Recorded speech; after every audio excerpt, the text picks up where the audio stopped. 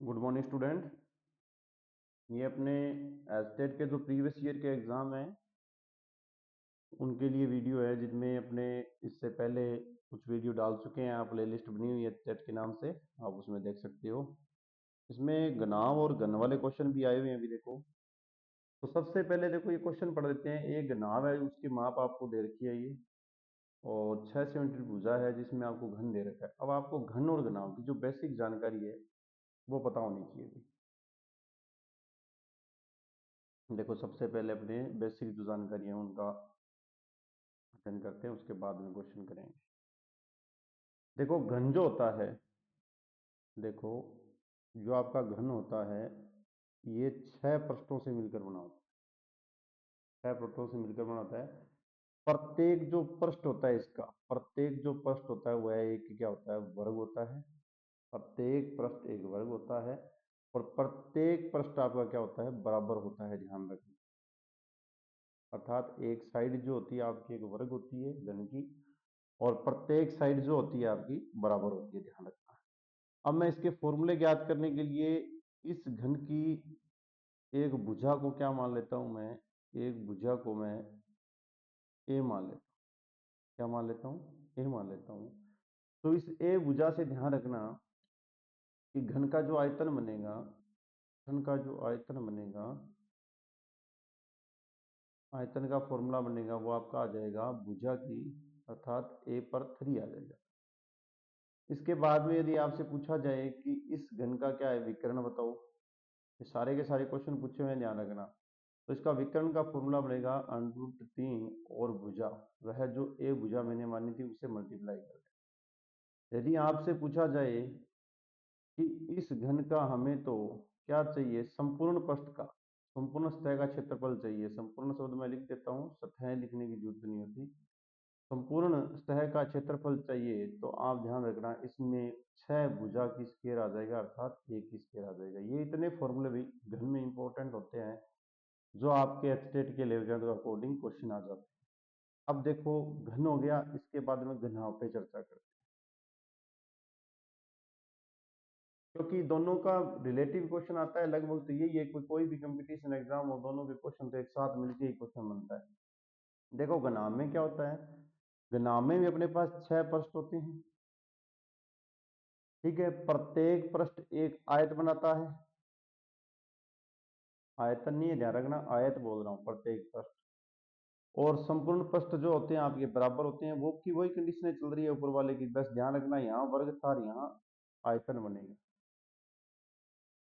इस प्रकार से बनी हुई आकृति को क्या कहते हैं, अपने घनाभ कहते हैं। अब घनाभ में आप ध्यान रखना कि लंबाई को मैं L मान लेता हूं, चौड़ाई को मैं क्या मान लेता हूं, B मान लेते हैं, और ऊंचाई को H मान के अपने क्वेश्चनों के फॉर्मूले लिखते हैं। सबसे पहला फॉर्मूला वही कि घनाभ भाई साहब जी का आयतन क्या होगा, आयतन आपके पास लंबाई गुना चौड़ाई गुना ऊंचाई होगा, ध्यान रखना। अब एक जो बेस्ट क्वेश्चन रहता है ना, वो किसी भी रूम के अंदर, रूम में आपका घनाभ के अकॉर्डिंग माना जाता है, किसी भी रूम में सबसे बड़ी छड़ है तो छड़ की लंबाई या विकर्ण की लंबाई, तो अपने जो फॉर्मूला बनता है वो तो होता है घनाभ का विकर्ण। तो क्वेश्चन पूछा जाता है वो तो या तो कोई रूम में आप पड़ी हुई छड़ निकाल के बताओ कितनी बड़ी छड़ रख सकते हो।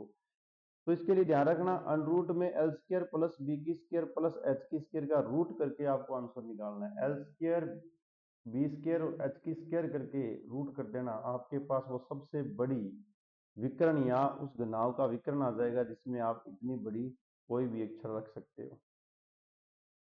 अब यहाँ से इतने में ये क्वेश्चन हो जाएगा अपना, इतनी जगह छोड़ के कर लेते हैं। इसके बाद में यदि आपसे पूछा जाए घनाभ के समस्त पृष्ठों का क्षेत्रफल, संपूर्ण पृष्ठ का क्षेत्रफल जिसे अपने बोलते हैं, समस्त लिख देता हूं मैं, समस्त पृष्ठ का क्षेत्रफल पूछा जाए तो ध्यान रखना उसमें दो LB BH और HL, अर्थात प्रत्येक नंबर अलग अलग से मल्टीप्लाई होके जुड़ जाता है। लंबाई चौड़ाई से, चौड़ाई ऊंचाई से, ऊंचाई फिर लंबाई से गुना होके मल्टीप्लाई में 2 आ जाए तो ये संपूर्ण पृष्ठ का आपका क्षेत्रफल आ जाएगा। अब इसके साथ क्या है कि इतने क्वेश्चनों से अपना काम चलता नहीं है, इसके जो विशेष क्वेश्चन आते हैं वो सुनो कि किसी आयताकार कमरे में कुल मिलाकर 4 दीवारें होती है। आमने सामने की दीवारें हमेशा आयताकार रूम जो होता है उसमें बराबर रहती है। तो नंबर एक जो क्वेश्चन बनता है ना इसमें, वो बनता है कि किसी कमरे या रूम के चारों दीवारों का क्षेत्रफल। तो ध्यान रखना, रूम की चारों दीवारों का क्षेत्रफल जो होगा वो आपका ऊंचाई दो गुना, दो के साथ गुना करना है। डायरेक्ट लिख देता हूँ ना दो को, थोड़ी जगह बच जाएगी। मल्टीप्लाई लगाने की जरूरत कहाँ है, यहाँ दो लिख के ऊंचाई को h लिख दिया मैंने, और लंबाई प्लस चौड़ाई l प्लस b जो है आपके दोनों साथ में जुड़ जाएगी। ये फॉर्मूला होता है। यदि उसकी जो छत या फर्श जो होता है, जो छत हो या उसकी फर्श हो, छत ये होता है ध्यान रखना, या फर्श हो, इसका क्षेत्रफल निकालना हो तो ध्यान रखना क्या हो जाएगा, वह लंबाई गुना चौड़ाई हो जाएगा। इससे क्षेत्रफल निकाला जा सकता है। ये इन दोनों के बेसिक है, ध्यान देना। तो बहुत प्यारे प्यारे क्वेश्चन बनते हैं इससे। आप अभी देखो 2 मिनट में अपने क्वेश्चन सोल्व करते हैं। ये आपको दे रखा है घनाभ का माप दे रखा है 64, 54 और 30, अर्थात घनाभ का आयतन निकालना पड़ेगा सबसे पहले। क्योंकि यदि इसका घनाभ का आयतन हो और घन का आयतन हो, दोनों को भाग दे देना, अपने आप पता चल जाएगा कि कितने घनाभ बन के रखे जा सकते हैं। तो देखो कैसे करोगे आप, 64 का मल्टीप्लाई कर लेना 54 से, इंटू कर लेना 30, अपोन में घन का जो क्षेत्रफल होता है वो भुजा गुना भुजा गुना भुजा होता है 3 बार। इसका आप जैसे ही गुना करोगे, यहाँ से भाग दोगे, तो 6 5 30, 5 आ जाएगा, 9 छिका 54 होती है भाई, ये 9 आ जाएगा। इससे वापस फिर इसको 2 से काट देना, ये होता है आपका 3 और 2 32, इसको फिर 3 से यहाँ बचा हुआ 2 3, इसको 2 3 मान लेना, 3 से इसको काट देना, ये 3 आ जाएगा। ये आ जाएगा आपका 15, 15 दूना 30, 15 तिया 45, अर्थात 400 से आंसर आ जाएगा।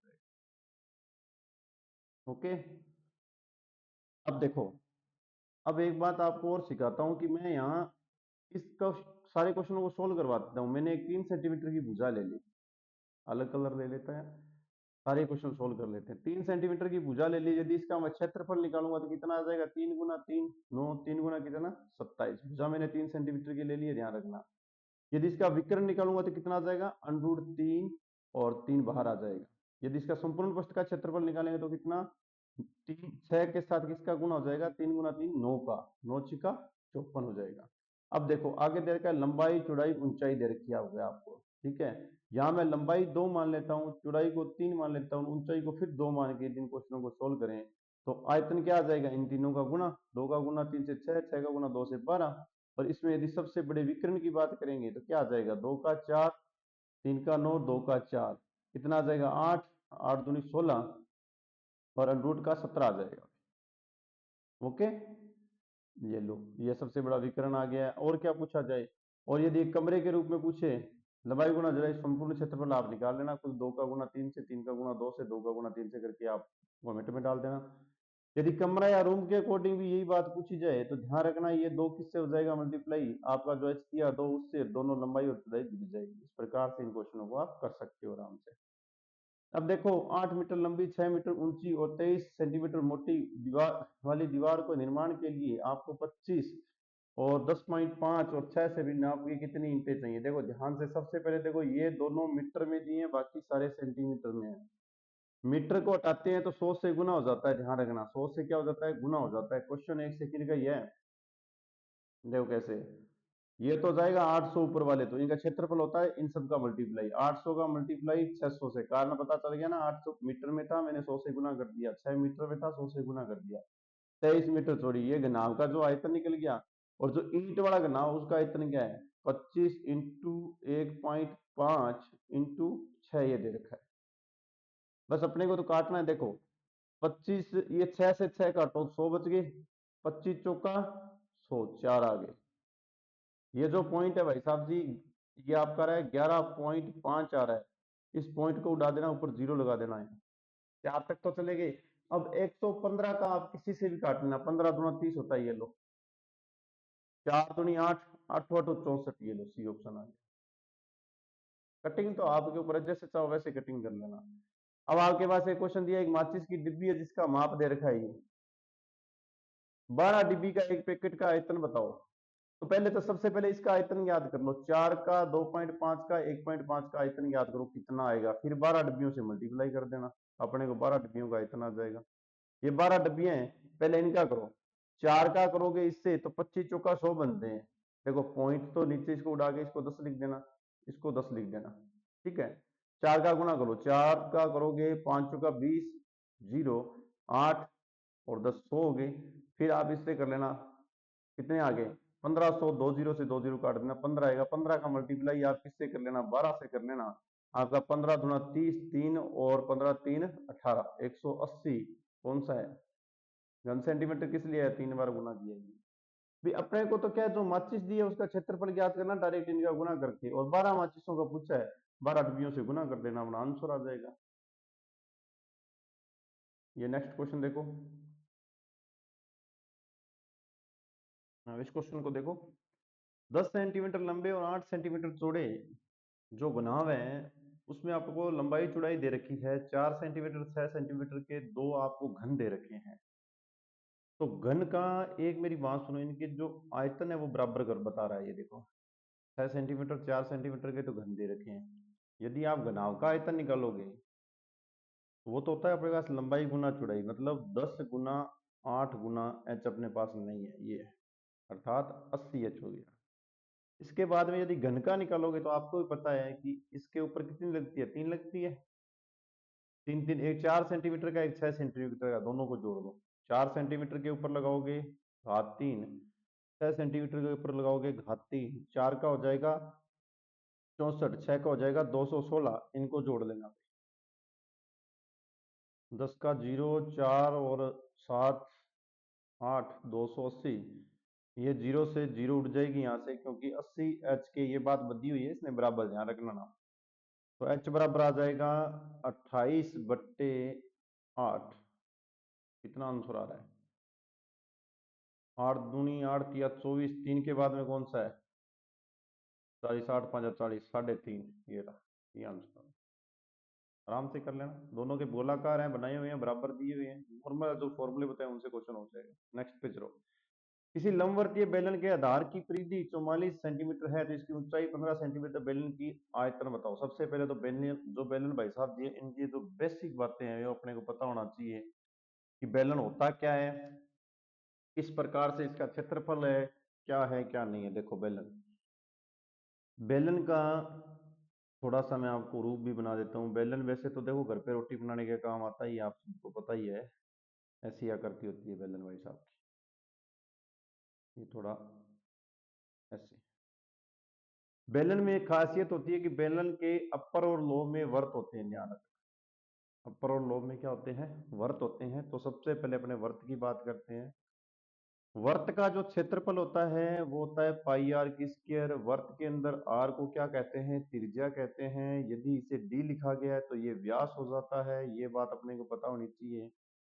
और वर्त की जो परिधि होती है, क्या परिधि जो होती है वो आपकी 2 पाई आर होती है, ये बात अपने को वर्त की पता होनी चाहिए। अब बेलन पे आता, बेलन में अपर और लो में क्या हो गया, आपके पास दो वर्त हो गए, ये आपकी एच ऊंचाई हो गई। अब आपसे पूछा क्या जाएगा, पूछा जाएगा बेलन का आयतन।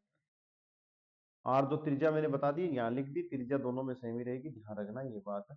आपसे पूछा जाएगा बेलन का आयतन। सबसे पहले क्या पूछा जाएगा, बेलन भाई साहब जी का आयतन, बेलन का आयतन पूछा जाएगा।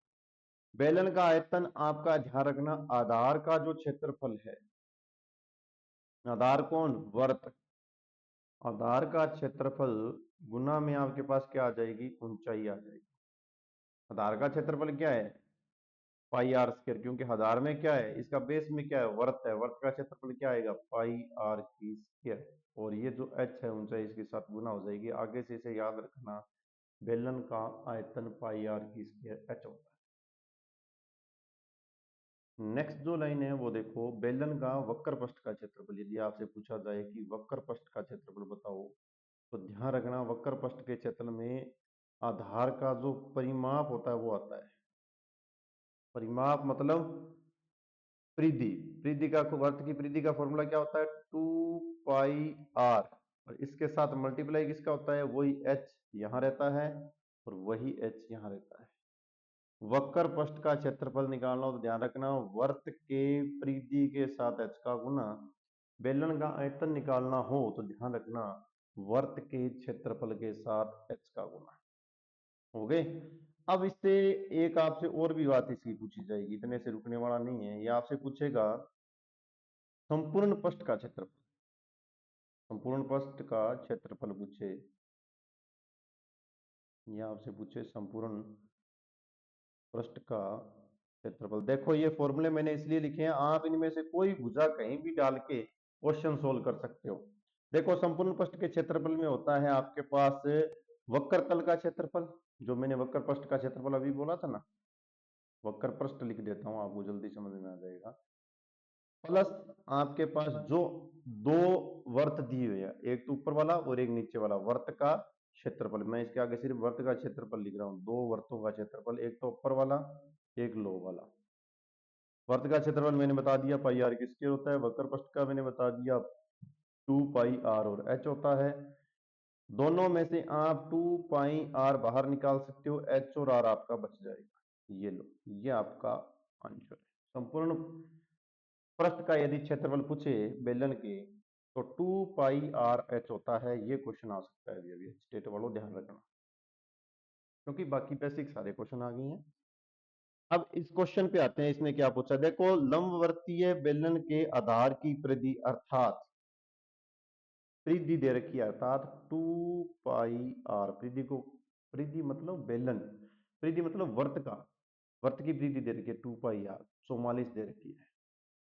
पाई का मान देखो क्वेश्चन में पहले से दे रखा है 22/7, पुट कर दो 22/7 आर इक्वल 44। अब ये तो दिख रहा है ना, 22 का 2 से गुना 44, 44 से 44 cancel, R is equal to 7 आ रहा है। ये तो नॉर्मल सी बात है। ऊंचाई आपके पास दे रखी है उसने 15। क्या पूछा है, बेलन भाई साहब जी का आयतन पूछा है। बेलन भाई साहब जी का क्या पूछा है, आयतन पूछा है। यहां कर रहा हूं मैं, आयतन का फॉर्मूला आता है पाई आर की स्क्वायर एच।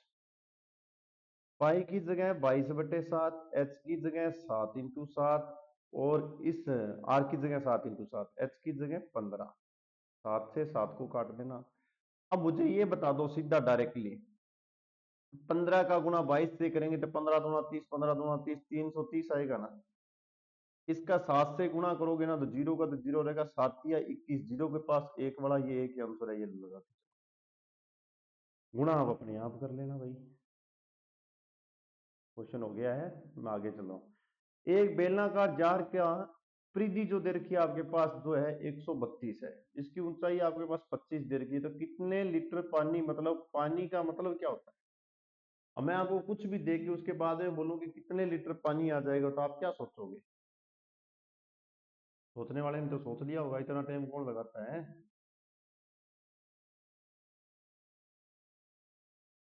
मतलब इसका आयतन बताना होता है। अब देखो क्या दे रखा है, बेलनाकार जार के आधार का परिधि दे रखी है, अर्थात आपके पास 2 पाई आर एच बराबर 132 दे रखा है। परिमाप जो है वर्त का लगता है फॉर्मूला, ठीक है। आर का मान आप आराम से ज्ञात, अरे ये मैंने 2 पाई आर लिखना था ना, वर्त के अंदर एच नहीं आता भाई, दोबारा लिख रहा हूं, दोबारा लिख। जो उसने परिधि दे रखी है वो वर्त की दे रखी है, बेलन के नीचे जो होता है वर्त, उसकी परिधि का क्षेत्र पाई आर होता है, 132 दे रखी है। अब ध्यान से देखना, आर का मान अपने को निकालना है, आर को यहां रख लेना 132/2, और पाई की जगह लगा लेना 22/7। ये 7 ऊपर चला जाएगा, यहाँ गुना हो जाएगा, नीचे से 7 को काट देना, ठीक है। 22 का 2 से गुणा करोगे, 22 दूना 44, 44 का गुना करोगे 3 से, तो ये आपका 44 का कितने पर चला जाएगा, 3 पे चला जाएगा ना। 44 का यदि 3 से मल्टीप्लाई करोगे तो 132 आएगा। 3 का गुना आप 7 से करोगे तो कितना आ जाएगा, 21 सेंटीमीटर आपके पास त्रिज्या आ जाएगी। अब वो क्या बोल रहा है, अब वो बोल रहा है ऊंचाई आपके पास 25 सेंटीमीटर है, तो इसका आयतन बताओ। मतलब पानी डालना, उसके अंदर की क्षमता उसका आयतन ही होता है, ध्यान रखना।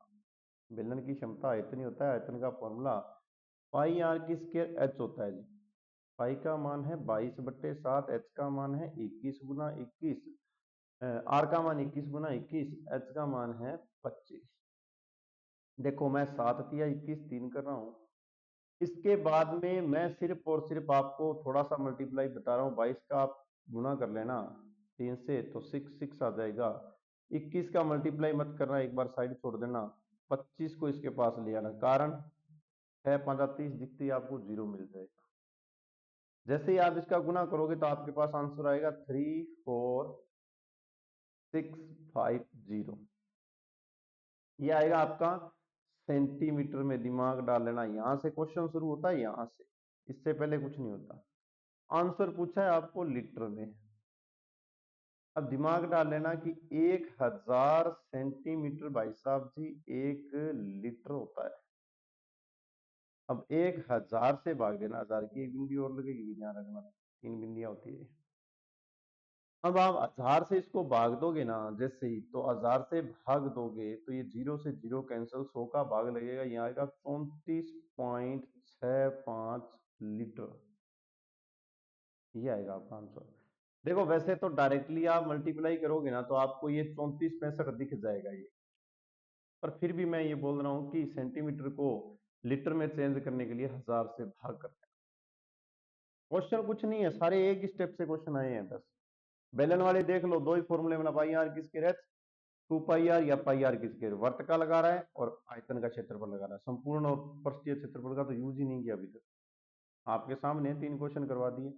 अब देखो, लंबवर्तीय शंकु का आयतन ज्ञात करें जिसके त्रिज्या 3.5 सेंटीमीटर, ऊंचाई 12 है। अब पहले तो अपने शंकु के बारे में जान लेते हैं भाई, शंकु है कि है। यदि आपको संख्या के बारे में पता ही नहीं होगा तो आगे आप जाके क्या करोगे भाई, हैं? अब सुनो पहले संख्या के बारे में, मतलब शंकु के बारे में। ये लो, पहले ये मिटा लेते हैं इतना, क्योंकि अपने को जगह की थोड़ी बहुत जरूरत रहती है, आपको बताइए। जैसे ही आप एक शंकु बनाओगे, जैसे बर्थडे पे आप लोग ऐसे एक टोपी लेके आते हो ना, जो फ्री के अंदर, पहना तो रिवाज को नहीं होता, आजकल पीछा ज्यादा हो गया, दुनिया कने जने का टोपी से ले गया, इन बोला शंकु। इसके अंदर ध्यान रखना, ये नीचे जो है ये आपका एक वर्त है, इसकी आर त्रिज्या है। ये जो ऊपर है इसमें, ये बीच में जो आएगी ये आपकी आएगी ऊंचाई एच। ये जो तिरछी तिरछी दिखाई दे रही है इसे तिर्यक ऊंचाई बोलते हैं, एल। तिर्यक ऊंचाई आपकी एल जो है वो निकलती है एच स्क्र प्लस आर की स्क्र से। ये दिमाग में डाल लेना, ये भी पूछा जा सकता है, किसी भी शंकु की तिर्यक ऊंचाई आपकी under root H square plus R की स्क्र से निकलती है। अपॉन में ये वर्त होता है, ये शंकु होता है। ये मैं लिख देता हूँ थोड़ा बहुत यहाँ। त्रिज्या जो है आपकी है वो तो है त्रिज्या आर से लिखी जाएगी, एच जो है उसे ऊंचाई से लिखा जाएगा, और एल जो है उसे तिर्यक ऊंचाई लिखी जाएगी, ठीक है। तिर्यक लंबाई भी बोल सकते हो, ऊंचाई भी बोल सकते हो, जैसे चाहो वैसे पकड़।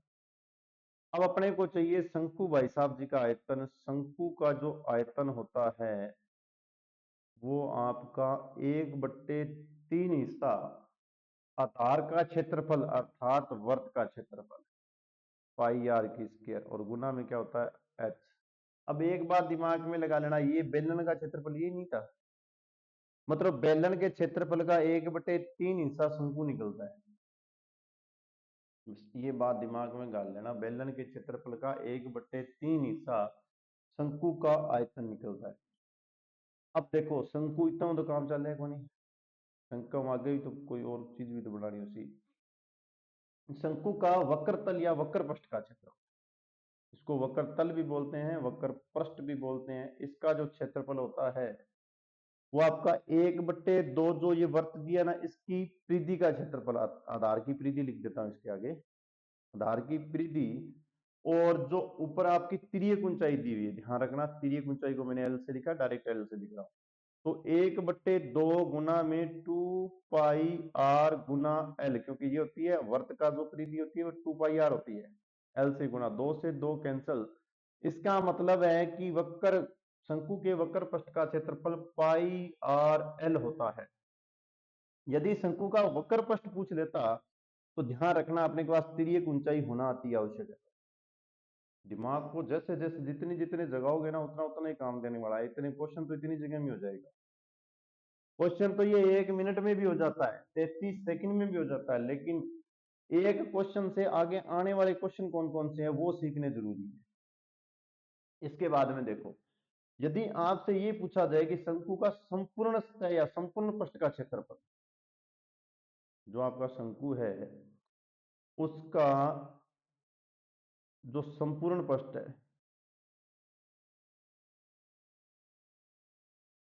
इसका क्षेत्रफल पूछा जाए तो ध्यान रखना, तो इसमें आपके पास जो वक्र पृष्ठ का आपने क्षेत्रफल निकाला है, कौन सा, जो मैं भी निकाल के आया हूं, पाई आर एल। वक्र पृष्ठ के क्षेत्रफल में आप लोग आधार का क्षेत्रफल जोड़ देना। क्या जुड़ जाएगा? आधार का क्षेत्रफल पाई आर की स्क्वायर, क्योंकि एक ही वर्ग था बेलन में, यहाँ दो वर्ग थे तो दो पाई आर की स्क्वायर जुड़ा था।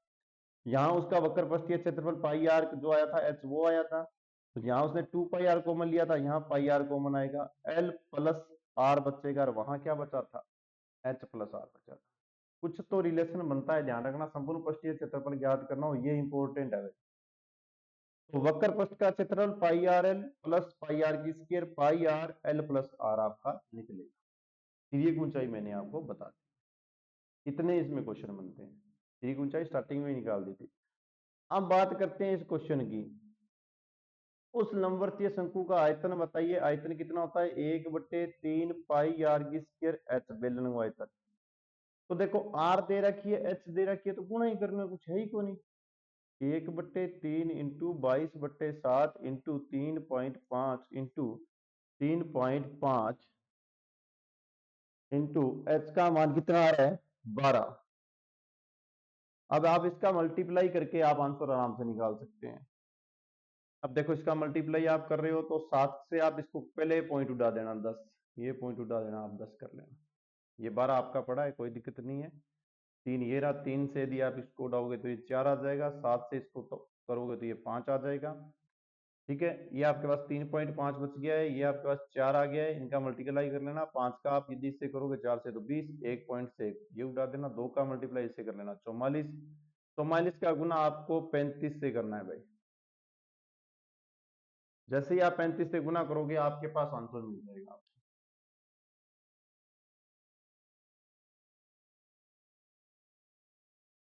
154 आ जाएगा, मल्टीप्लाई करके चेक कर लेना। ये लो, हो गया। नेक्स्ट क्वेश्चन पे चलते हैं। नेक्स्ट क्वेश्चन दिया हुआ है, दो बेलनों की त्रिज्या दे रखी है, त्रिज्या का अनुपात दे रखा है आपके पास, दो बेलनों, ठीक है। दो बेलनों की त्रिज्या का अनुपात दे रखा है आपके पास, 2:3 है, तो उनकी ऊंचाई का अनुपात 5:3 है, तो इन बेलनों के आयतन का अनुपात क्या होगा? देखो बेलन की त्रिज्या जो होती है वो नॉर्मल रहती है, R1 और R2 रहती है, और ऊंचाई होती है वो भी नॉर्मल रहती है, H और H1 और H2 रहती है। तो इन बेलनों की जो आयतन आएगा वो भी क्या आएगा? अब कई कहेंगे सर जी नॉर्मल का तो नॉर्मल ही आता है।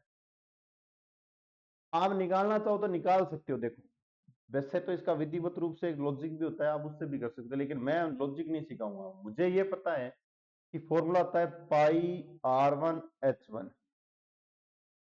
के आर पे लगा देता हूं, πr2 की स्क्वायर h2। मैंने टू टू सबको मान के आया है, देख लेना। अब मैंने मान दिया था पहले, ये देखो R1 R2 त्रिज्या और ऊंचाई जो है वो H1 H2, बेलन का फॉर्मूला πr1, पाई आर की स्क्वायर एच होता है, यहाँ 1 लिख लेना, यहाँ देखो पाई से पाई कैंसल।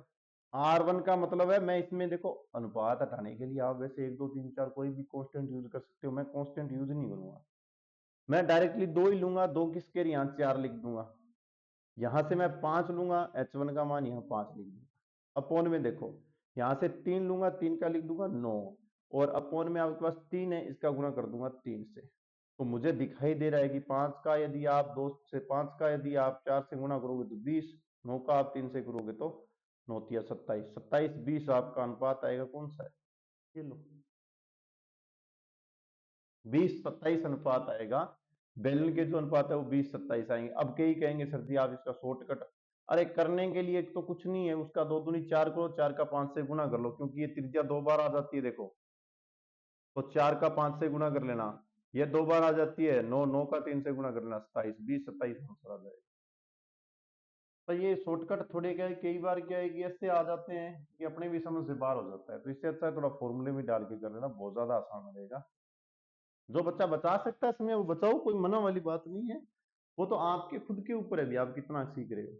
देखो एक कमरे की लंबाई उसकी चौड़ाई का 1/1/2 गुना है। यदि उसकी ऊंचाई 3.5 मीटर है, आयतन 123 मीटर है, तो कमरे की लंबाई बताओ। ऐसे क्वेश्चन आते हैं ना, तब पता चलता है कि अपनी तैयारी है या नहीं है, और अपने तैयार हैं तो कितने गए। ये लो दिखा देता हूं, लेवल भी देख लो आप कौन से में आया है। देखो कमरे की लंबाई उसकी चौड़ाई का 1/1/2 गुना है। ठीक है, कमरे की एक रुको पहले लिखते चलते हैं अपने। ऊंचाई आपको डायरेक्टली दे रखी है, कमरे की ऊंचाई जो है वो आपको डायरेक्टली देखो 3.3 मीटर दे रखी है, सीधी सीधी दे रखी है। आयतन को आप क्या कर सकते हो, सोल्व करके लिख सकते हो। जो आयतन भाई साहब जी ऐसे आराम से आप सोल्व करके लिख सकते हो। 4 तिया 12 एलसीएम लेके सोल्व कर लेना, ये क्या दिक्कत है। 4 का इससे गुना कर लेना, 3 जोड़ लेना, क्या आ जाएगा 495/4, और मीटर की आगे लगी हुई है 3। हो गया, यहां तक तो मैंने कुछ किया ही नहीं। अब एक लाइन कौन सी बोल रहा है, एक लाइन ये बोल रहा है कि उसकी चौड़ाई, चौड़ाई को x मान लो, तो लंबाई कितनी हो जाएगी 3/2x हो जाएगी। मैंने यहाँ इसलिए लिखा है कि बार बार लाइन लिखने में ज्यादा टाइम लगता है, बच्चे को ये लगता है आप लोगों को भी समय असर भी लगा रहे हैं, तो अपने तो लगेगा। चौड़ाई को x, लंबाई को 3/2 लिख दिया डायरेक्ट। अब चलते हैं कमरे के फॉर्मूले पे। जब भी कमरे का फॉर्मूला या आयतन ज्ञात करना तो आपका लंबाई गुना चौड़ाई होता है ना, तो आयतन का मान तो दे रखा है 495/4, लंबाई मेरे पास दे रखी है 3/2x, चौड़ाई मेरे पास दे रखी है कितनी, सिर्फ मैंने x मानी थी वो, और ऊंचाई मेरे पास है 3.3, गुना करके x का मान निकाल के बता दो, बस आंसर आ जाएगा। तो अपने पास कमरे की लंबाई नहीं बतानी है, लेकिन पहले x का मान मतलब लंबाई का जो मान है, चौड़ाई का वो मान है। देखो 3.5 है, इसका पहले इससे गुना करना, या इससे 2 से 2 को काट लो, या 3 का भाग दे लो, 3.5 का भी भाग दे लो, मना नहीं है, जैसे चाहो वैसे भाग दे सकते हो आप किसी प्रकार से भी। ये नहीं है कि नहीं सर हमें तो भाग नहीं देना, भाग दो। हाँ पहले ऐसे करो, इस 2 का इससे गुना करो, कितना रहा है 5 दूनी 10, 9 दूनी 18, और एक 9, फिर 4 दूनी 8, 9 990 आ रहा है। ये 3 का गुना आप इससे कर लो, 3 तिया 9, 3 तिया 9, 99 आ गई ना। ये देखो 9.9 इंटू 4 कर लो, एक्स की स्क्वायर को इस साइड छोड़ दो, इस पॉइंट को यहां लगा दो, 9 से 9 काट दो, 4 से इसको काटोगे तो कितने आ जाएगा 25, 25 पे क्या लगा दो अंडरूट, तो एक्स का मान कितना आ गया 5। कटिंग में आपकी स्पीड होनी चाहिए। अब आपसे पूछिए कमरे की लंबाई, एक्स मतलब चौड़ाई आपके पास यदि 5 सेंटीमीटर है, तो लंबाई आपके पास कितनी आएगी, 5 सेंटीमीटर का 3/2 हिस्सा आएगा, तो 15 का 2 से डिवाइड 7.5 होता है जी। ये लो, क्वेश्चन में कुछ नहीं था, क्वेश्चन में वही आयत वाला फॉर्मूला था, जो नहीं दी थी उसको मैंने एक्स से मान ली, वो एक्स मैंने निकाल दिया। आगे इसने पूछा था कि इस लंबाई का चौड़ाई का 3/5 हिस्सा आपका लंबाई है, तो 15/2 7.5 आंसर दे दिया मैंने। कुछ था ही नहीं क्वेश्चन में, फर्जी सा क्वेश्चन। उस गोले का आयतन जिसकी त्रिज्या 2d/3 है, उस गोले का आयतन जिसकी त्रिज्या, अब देखो गोले के बारे में मैंने अभी तक कुछ नहीं बताया, पहले अपने गोले की चर्चा कर लेते हैं। कैसा जी गोले की चर्चा, अरे गोला मतलब होता है वो गोला नहीं जो आप सोच रहे हो। जैसे शंकु था, जैसे बेलन था, घन था, घनाव था, वैसे वर्त के अंदर एक ठोस आकृति जिसे अपने गोला कहते हैं। और गोले का अपने को विशेष रूप से पता होना चाहिए, देखो क्या क्या चीज चाहिए। गोले के अंदर त्रिज्या आ रही होती है, व्यास वही डी रहता है, तो गोले का डायरेक्ट आयतन लिखा रहा हूं मैं आपको। गोले भाई साहब जी का आयतन जो होता है वो आपके पास 4/3 पाई r/3 लगती है, ध्यान रखना, ये दिमाग में डाल के रखना भाई। दूसरा, गोले के जो संपूर्ण पृष्ठ होता है उसका क्षेत्रफल यदि आपसे पूछा जाए, किसका संपूर्ण पृष्ठ का क्षेत्रफल पूछा जाए, वो आपका आएगा 4 पाई r²। संपूर्ण पृष्ठ होता है 4 पाई r², आयतन 4/3 पाई r की करीब। यदि इसी के अंदर संपूर्ण पूछ लिया, इसी के अंदर यदि आपको अर्ध गोले के बारे में पूछे तो क्या करोगे। क्योंकि ये गोला तो पूछा ही नहीं जाता, बहुत रेयर केस है, आपसे आधी बातें पूछी जाएगी। यदि आपसे अर्ध गोला पूछा जाए, अर्ध गोले का आयतन पूछा जाए, तो ध्यान रखना जो आपका आयतन आएगा वो आएगा जी 2/3, क्योंकि आधा हो जाएगा, 2 से भाग देना, पाई आर की 3, आर पे कोई प्रभाव नहीं रहता, जैसी है वैसी वैसी। और यही आपको पूछा जाए कि अर्ध गोले का वक्र पृष्ठ का बताओ, तो क्या लिखोगे? यहां मैंने अर्ध शब्द नहीं लिखा है, वक्र पृष्ठ लिख रहा हूं डायरेक्ट। तो ध्यान रखना कितनी हो जाएगी, 2 पाई r² हो जाएगी। अब गोला क्या हुआ, आधा हो गया। मैं यहां लिख रहा हूं, देखो गोला ऊपर से ऐसे दिख गया, नीचे ये रहा, गोला आधा हो गया, ध्यान रखना ये आधा गोला हो गया, त्रिज्या तो वही आ ही रहेगी। अब इसके संपूर्ण पृष्ठ का क्षेत्रफल पूछा जाएगा ना, तब दिमाग लगा लेना, ध्यान रखना, इसका यदि अर्धगोले का अर्धगोले का संपूर्ण पृष्ठ का क्षेत्रफल पूछा जाए, संपूर्ण पृष्ठ का क्षेत्रफल पूछा जाए, तब ध्यान रखना कि 3 पाई r की क्या आएगी, आपके पास स्क्वायर आएगी। कारण ये जो इतना अड़सला है भाई साहब जी, ये जुड़ेगा प्लस इस वर्त की भी जुड़ेगी,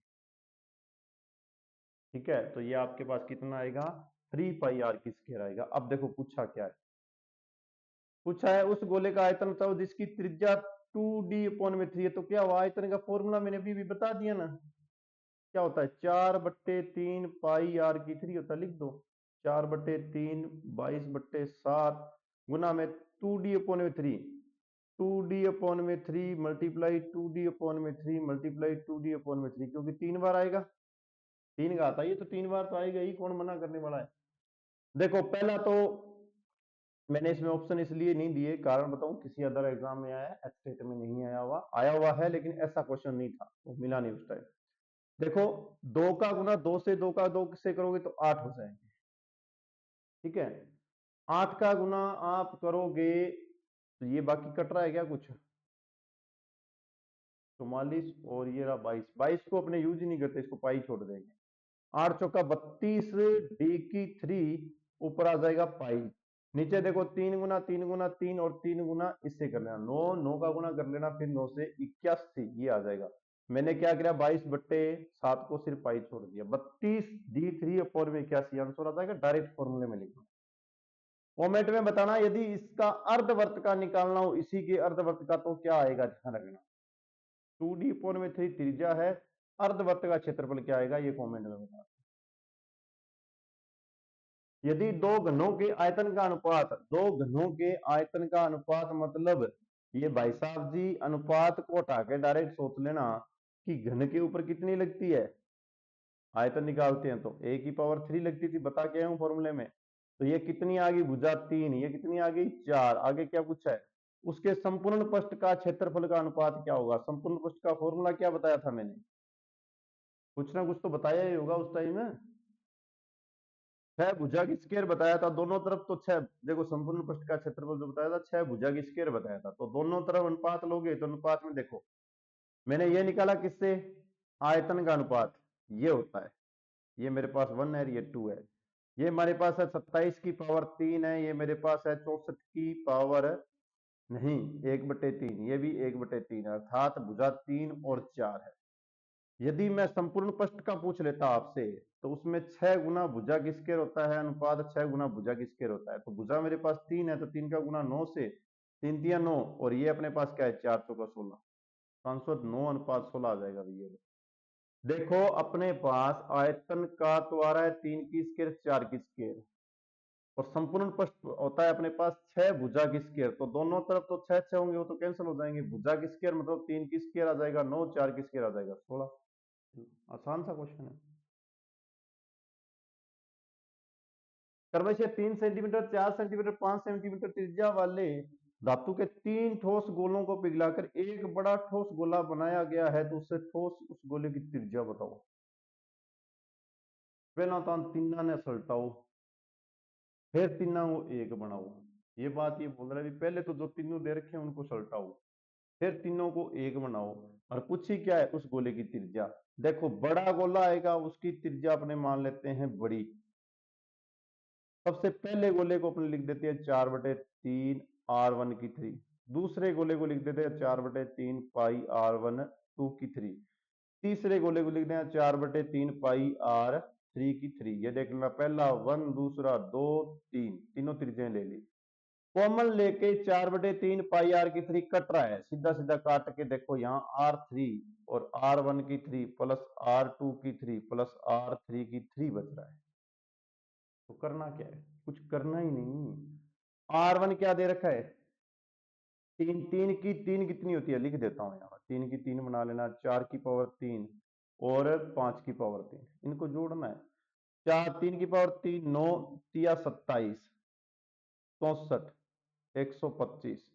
इनका योग करोगे तो कितनी आ जाएगी आपके पास, 216 आ जाएगी। 216 आ जाएगी। इस साइड आर के ऊपर 3 है, अर्थात इसके ऊपर क्यूब लगेगी, तो ये किसकी होती है, 6 की। इसकी 6 की। यहां देखो दोबारा लिख देता हूं, आंसर आया r3 बराबर 216। तो 216 बनाना है, अर्थात r की जगह 3 लोगे तो 6 गुना 6 36, 36 का 6 से फिर 216, अर्थात 6 सेंटीमीटर आपके पास आ जाएगी। ये देखो भाई, आपके गोला बेलन शंकु के जो भी स्टेट में आज तक आए हुए क्वेश्चन थे उनके विद बेसिक कंप्लीट हो गए।